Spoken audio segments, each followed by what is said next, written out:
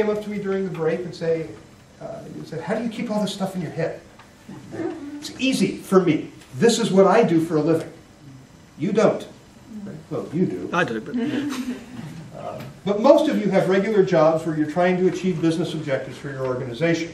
And you can't spend all day, every day, staying on top of this stuff the way I do. So how do you stay on top of this stuff? Right? It's a question that comes up all the time, and it really isn't that hard. First of all, attend live social media events. There is this organization called the Social Media Club, and they have a chapter here in Sydney. And they have a chapter in Melbourne. And they have a chapter in Adelaide. They have a chapter in Adelaide. They have more chapters than IABC's ever dreamed of. Of course, it's not a structured organization like IABC. It's more like a loose affiliation of people who just want to get together and talk about social media. The events are either free or incredibly cheap. Go! These are people who are getting together, and usually there's a theme. You know, this month we're going to talk about affiliate marketing, and this month we're going to talk about... But they are other people from all walks of life. They're not all communicators, which is the really great thing about this. These are people from all different walks of life who just either have an interest or they want to do this for their business. And you will learn so much just by going to these social media club meetings. Right? There's another organization called the Social Media Breakfast. And I've referenced them. There is not a chapter in Australia. In fact, there's not a chapter outside of North America at this point. Well, there's not even a chapter in North America because there's no chapters, really. We have one where I live in the San Francisco East Bay, and it's J.D. Kenny Dagan and me who decide, let's have a breakfast. And we do an event bright. Say, we're going to have a breakfast. It's going to be at Max's in Oakland, 8:30, week from Thursday. We found somebody to speak for 10 minutes, but come on out and network and have some rolls and coffee. They usually run from 8:30 to 10:30. An IABC member named Brian Person started this whole movement. And I tell you that there is not a social media breakfast organized anywhere in Australia. There could be. It's easy.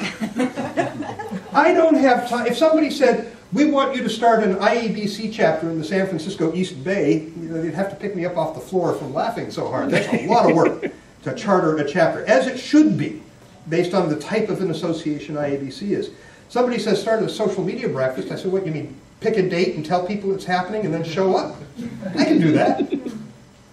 So if you would like to get together with other people, and the breakfast is nice because usually people are fine showing up at work one day a month at 10:30 instead of 8 because they've gone and networked with other people. And the one that I do in the East Bay, we have people from government, we have people from Fortune 500 companies, we have self-employed, we have media that shows up, on a local, the CBS News affiliate radio station shows up. It's fascinating, and all we do is talk to each other. You hear from the speaker. We usually find a sponsor so that people don't even have to pay the $6 for a cinnamon roll. And then we go around the table and say, what challenges are you facing, or what do you want to share after the interpersonal, informal networking. And people just love it. And it is a great way to stay on top of all this stuff. So, like I say, there's not one here, but you could easily start one. There are some blogs to read. Now, there are a lot more blogs than this. I have 900 blogs in my RSS aggregator that I use to stay current on social media, and that's not all I read. But again, this is what I do for a living. For you, as a communicator who has other things to do with their lives, this is all you need to read. Mashable and ReadWriteWeb are the sources on what's going on in the social media business world, the industry, the startup companies, and the big major trends and changes that you're going to find. Social Media Today is a curated site. My blog is occasionally republished there. Most of the influential communication and business social media blogs, they pick the articles they think their readers would be interested in and collect them. And it's great for staying on top of the business applications of social media. Social Media Examiner is just a blogger who is an independent consultant his posts are like little primers on every element of social media. They're not like mine where I'm expressing opinions and telling you what I think about new trends and everything. This is just, here's how you do X, or here's what this service is all about. Spin Sucks, from Armin Dietrich Public Relations, Ginny Dietrich. Highly opinionated, incredibly entertaining, and covers the waterfront on social media as it relates specifically to public relations. Web Strategy by Jeremiah Aoyang, the analyst from the Altimeter Group. Scary smart individual, and Forrester Research is a great organization where he and Charlene used to work, and you will pay thousands of dollars for their reports. Altimeter Group gives them away. All the same intensive research they do, their view is we want people to hire us to come into their organizations, and the way we do that is to give our research away. And Jeremiah does a brilliant job of distilling the research on his blog. He also talks about trends, even talks about, once a week he does who's gotten hired and who's made job moves in social media. Listen to these podcasts.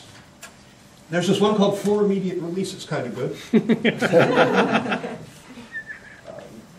You can testify to whether it's still good these days, now that you're not on it anymore. It's still good. It's better now that I'm now that you're not on it. When Lee bowed out, we found a new Pacific Rim correspondent. His name is Michael Netzley, and he's a professor at the Singapore Management University. We also have a guy named Dan York who reports on the technology side of social media. We're on once a week. We record every Monday, but we have a variety of other feeds. We do book reviews, we do interviews. If you listen to FIR, which runs about an hour and 10 minutes, the book reviews are maybe 7-8 minutes, interviews are 15 to 20 minutes. You'll stay very current.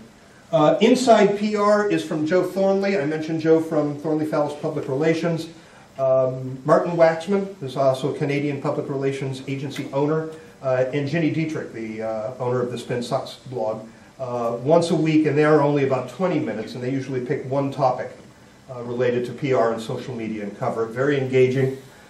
Marketing Over Coffee, if you're into the marketing side of things as opposed to the PR side, Marketing Over Coffee is John Wall and Christopher S. Penn. And if you listen to marketing, because I've never studied marketing, I've never been on the product side of communications, I've always been on the corporate side. If you listen to Marketing Over Coffee, you do not need to go get a degree in marketing. These guys will give it to you. It's staggering how much information they share. It's called Marketing Over Coffee because they record it every Wednesday at a Dunkin' Donuts in Framingham, Massachusetts at 5 a.m. This is the only time that Christopher has available. So John hauls his sorry ass out of bed at 4 in the morning so that he can be there at 5, and they set up the little recorder, they get their coffee, and they talk. And it's absolutely fascinating and highly relevant. Media Bullseye Roundtable is maybe every other week or a little less frequent. It's from one of the media monitoring services called Custom Scoop. One of their vice presidents, a woman named Jen Zingsheim, has a rotating stable of co-hosts. Brian Person, whom I mentioned, Doug Haslam from Voce Communications, Sarah Worry, who used to be at Custom Scoop and is now with a PR agency in Washington, D.C. And they pick 3 stories that are hot in the social media space that week and talk about them. So between those blogs and podcasts, if you follow those, you're talking about maybe 3 hours, 4 hours a week of reading and listening. And you will be right on top of this and be able to talk with the people who do this for a living full time.